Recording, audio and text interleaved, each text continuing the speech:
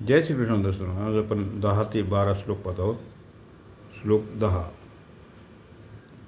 मयाध्यक्षेण प्रकृतिः श्रूयते सचराचरं हेतुनानेन कौन्तेय जगद्दीप परिवर्तते.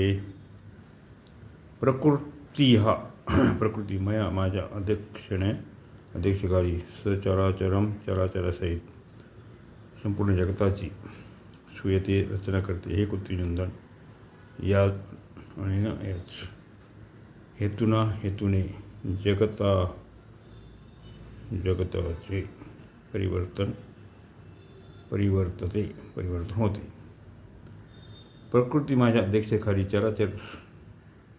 चराचरासहित संपूर्ण जगताची रचना करते. हे कुंतीनंदन, याच हेतूने जगताचे विविध प्रकाराने परिवर्तन होते. श्लोक 11. अवजानन्ति मां मूढा मानुषीं तनुमाश्रितं परं भावमजानन्तो मम भूतमहेश्वरम्. मूढा मूर्ख लोक मम माझ्या भूत महेश्वरम संपूर्ण प्राण्यांच्या महान ईश्वरूप परम भावम भावाला अजानंता न जाणता मला मनुष्यम तनु मनुष्य शरीराच्या आश्रित मानून अर्थात साधारण मनुष्य मानून अवजानंती अवज्ञा करतात. मूर्ख लोक माझ्या संपूर्ण प्राण्यांच्या महान ईश्वररूप श्रेष्ठ भावाला न जाणता मला आश्रित मानून अर्थात साधारण मनुष्य मानून माझी अवज्ञा करतात. श्लोक 12.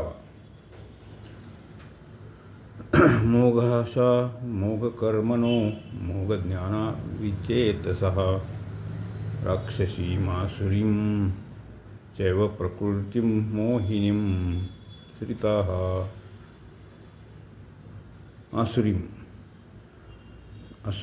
राक्षसी च आणि मोहिनी प्रकृतीम एव प्रकृतीचाच मिश्राः आश्रय घेतात.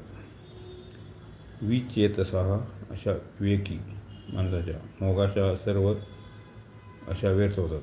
मोघकर्मणः सर्व शुभकर्म व्यर्थ होतात. मोघज्ञानः सर्व ज्ञान व्यर्थ होत अर्थात त्यांच्या अशा कर्म आणि ज्ञान सत्फल देणारे होत नाहीत. जे असुरी राक्षसी आणि मोहिनी प्रकृतीचाच आश्रय घेतात अशा अविवेकी माणसांच्या सर्व अशा व्यर्थ होतात. सर्व शुभकर्म व्यर्थ होतात आणि सर्व ज्ञान व्यर्थ होते अर्थात त्यांच्या अशा कर्म आणि ज्ञान सत्फल देणारे होत नाही. अशा प्रकारे 12व्या श्लोकाचा अर्थ इथे संपत आहे. जय श्रीकृष्ण.